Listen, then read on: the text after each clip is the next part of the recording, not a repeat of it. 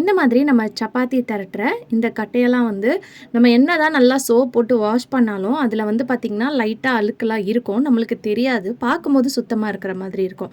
So அதை இந்த மெத்தடில் க்ளீன் பண்ணி பாருங்கள். இந்த மாதிரி கீழே ஒரு பிளேட்டை வச்சுட்டு அதுக்கு மேலே அந்த கட்டையை வச்சுட்டு இந்த மாதிரி சால்ட் இருக்கு இல்லையா, உப்பு, அதை வந்து நல்லா இந்த மாதிரி தூவி விட்டுக்கோங்க.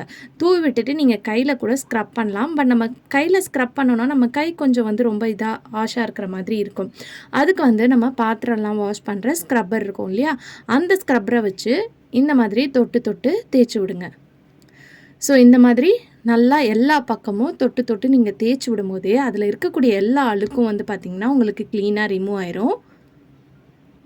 ஸோ இந்த மாதிரி நம்ம வாஷ் பண்ணுறது ரொம்பவே முக்கியம். ஏன்னா நம்ம டெய்லி வந்து இந்த சப்பாத்தி கட்டையை நம்ம யூஸ் பண்ணுறனால என்ன தான் நம்ம சோப் போட்டு யூஸ் பண்ணாலும் அதில் ஏதாவது பாக்டீரியா கிருமிலாம் இருந்துச்சுன்னா இந்த மாதிரி நீங்கள் க்ளீன் பண்ணும்போது உங்களுக்கு அது ரிமூவ் ஆயிரும்.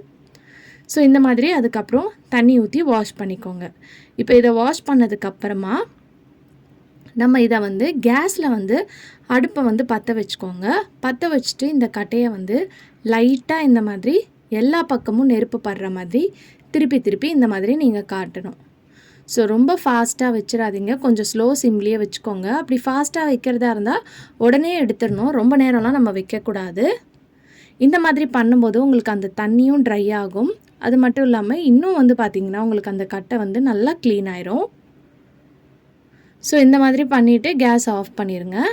இதுக்கப்புறம் ஒரு டிஷ்யூ பேப்பர் இல்லைனா ட்ரையான காட்டன் கிளாத்தை வச்சு நீங்கள் தொடச்சிட்டாலே போதும். உங்கள் பூரி கட்டை வந்து பார்த்திங்கன்னா ரொம்ப நல்லா நீட்டாக க்ளீனாக ஹைஜீனிக்காக இருக்கும்.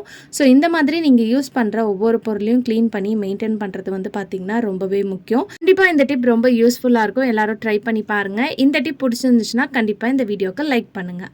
அடுத்த டிப்